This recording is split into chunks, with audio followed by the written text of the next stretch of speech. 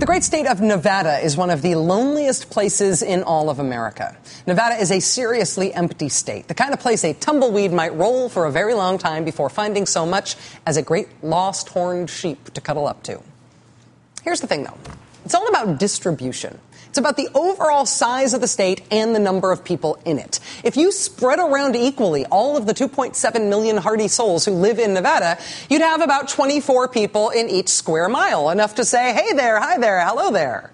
But the people are not spread around evenly in Nevada. They're bunched up. In huge swaths of the state, there's basically nobody. Look at this map. You see all the dark green on this map? Dark green stands for every square mile that has an average population of less than 1.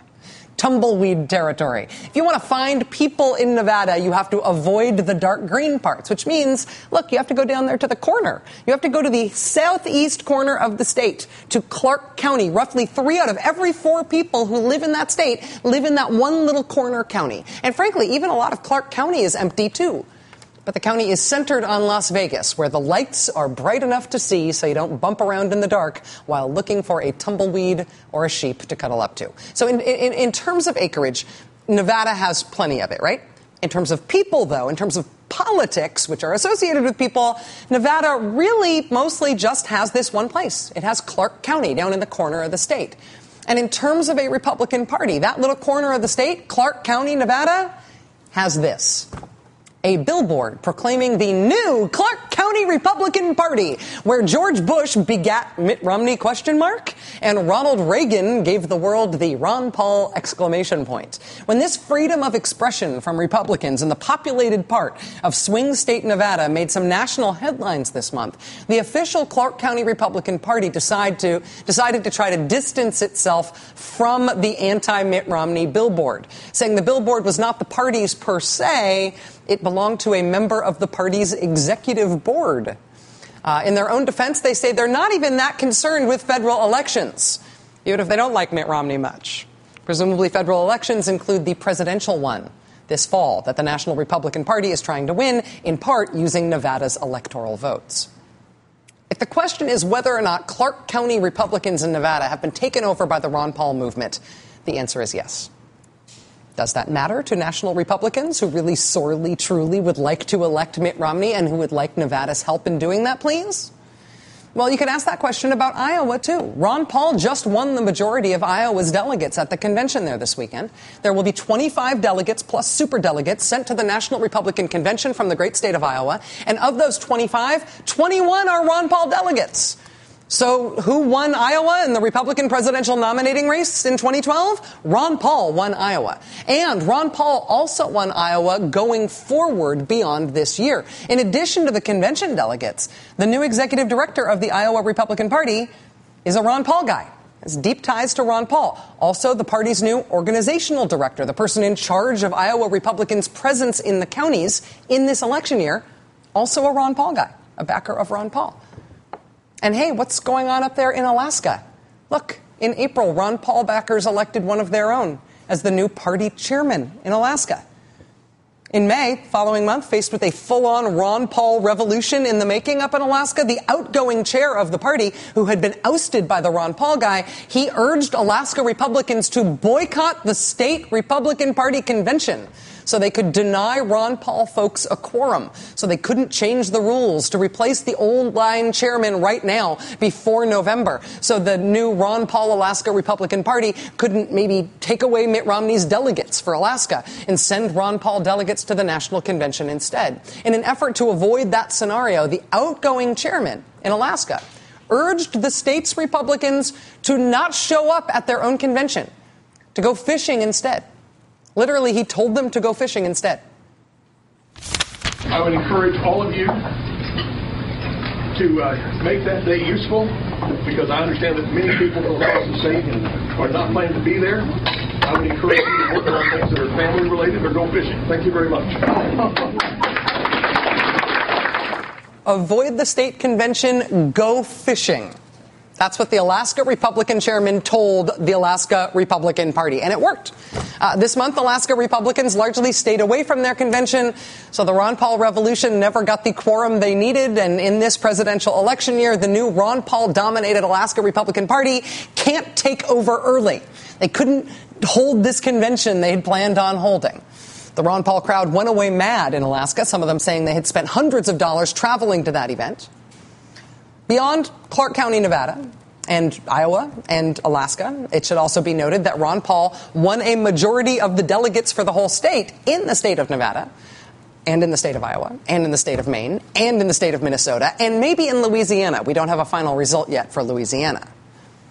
So even as Mitt Romney seeks to consolidate the Republican Party faithful, right, and steam toward the November election, the Ron Paul movement has been seizing the Republican Party apparatus at the state level. As of today, Ron Paul supporters are not only not falling in line on Mitt Romney, they are suing in federal court. More than 100 delegates to the Republican National Convention are suing the Republican National Committee chairman, Reince Priebus, and the state Republican parties, all of them, suing in that court's jurisdiction, and the chairs of those state parties, they're suing all of them. The delegates allege that the Republican establishment improperly helped Mitt Romney in his fight to win the nomination. They're asking a judge whether they, as delegates, will be, quote, free to vote their conscience at the National Convention, by which I think they mean, will they be free to vote for Ron Paul? Today, Dr. Paul told CNN that he has neither encouraged that lawsuit nor will he tell his supporters to knock it off. He says he's in no way ready to endorse Mitt Romney because he says more debate is good. Now, oddly, the Republican National Committee has responded to this lawsuit both by saying that it is frivolous and by saying it needs a serious response, which is a weird pair of answers. At this stage of the campaign, even in states Mitt Romney did not win, Republicans are supposed to be standing up for the nominee, right? Not suing for the right to support somebody else. Does the Republican Party, particularly as a collection of state parties, does the Republican Party matter?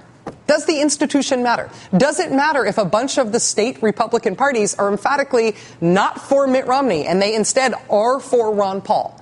Now, in 2012, in this election year, does the actual machine that is the Republican Party function in a way that's going to make a difference in the presidential election? I will tell you that from inside National Republican Party headquarters, we are told tonight that top Republican Party officials are, in fact, worried about the way this is playing out and will play out. A top Republican official telling us tonight that the worries are about the ramifications for the 2012 elections, but also for beyond. Joining us now is Steve Schmidt, Republican strategist, notably with the McCain-Palin ticket in 2008, and also now an MSNBC contributor. Steve, thank you for taking taking this on. Thanks for being here. You bet. Good to see you, Rachel. So does the party itself matter for an election in terms of having strong state parties to turn out the vote and fundraise for the nominee and deal with publicity and structure and stuff? Do the parties matter at the state level, or do you just get around that now with outside groups? It's a complicated question, and to a large degree, the outside groups have destabilized some of the chief functions of the parties on the get out the vote stuff. A lot of this will take place through these third-party groups. Now, when you're running a presidential campaign or you're in the midterm elections and you're working from Washington, you want to be able to work with functional state parties. The fact that there are dysfunctional and uncooperative state parties is nothing new to the people who run both parties. And so this is an issue that, you know, the Romney campaign and the Republican National Committee will have to work around, you know, but of course, the party has rules, and those rules are designed as you move into the national convention to make it very, very difficult for insurgent state parties to go in there and to cause a lot of mischief and to disrupt the flow of the convention. So at the end of the day, it's probably not a big deal, but it's a hassle to have to deal with. If you were an insurgent in the Republican Party, if you had a sort of long-term ideological view the way that I think the Ron Paul folks do, I don't mean that in a critical way, I just think that's the way they're oriented. And if you were advising them and you could choose between winning a state party chairmanship and winning some sort of platform plank at the national convention, which would you pick? Which would actually have more influence on the direction of the party and the goals of your movement? I'm not sure that either have a particularly big influence on the direction of the party. So, for example, when you have a state chairman who takes over a state party, and the state party is dysfunctional. It's no longer relevant to the political goals of electing a majority, whether that's on the Democratic side or the Republican side. Typically what you see is something that's taken place in California, for example, where, the Republican parties become a small ideological clubhouse, totally faded to irrelevance, where different factions gather twice every year to pass resolutions denouncing the other faction. And it's a small clubhouse where people are relevant in the sphere of that small clubhouse, but no longer relevant in terms of being able to shape the outcome of an election, to recruit candidates, to raise money, to register voters. And that's the direction these dysfunctional parties will go. And, of course, the money will flow to places where it's productively put to use, whether that's outside groups or whether that's cooperative county parties. And the people on a presidential campaign, they have to deal with it. They have to work around with it. Sometimes there are legal issues involved with it. They get lawyers involved. Sometimes suits are filed. But at the end of the day, all of this stuff is usually being able to be worked around. I got to say it is, I don't disagree. You know this stuff better than I do, having worked through it. But I got to say it's got to be humbling to sort of political pros to hear, actually the party doesn't matter at all. The party matters if it's going to work well and you want to use it as a place to work from. But if you don't function at all, other people will get the work done. It's got to be kind of a humbling thing for the pros in this field.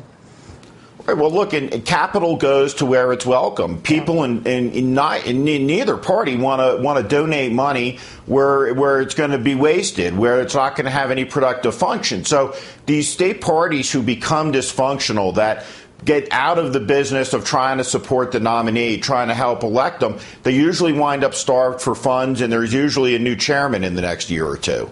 Steve Schmidt, Republican political and public affairs strategist and an MSNBC contributor, and a guy who lives in Nevada who is neither a tumbleweed nor a bighorn sheep. Steve, thank you very much, man. I appreciate it. Good to see you, Rachel. All right. Massachusetts Senator Scott Brown gets weird again in the exact same way that he got weird before. That's next.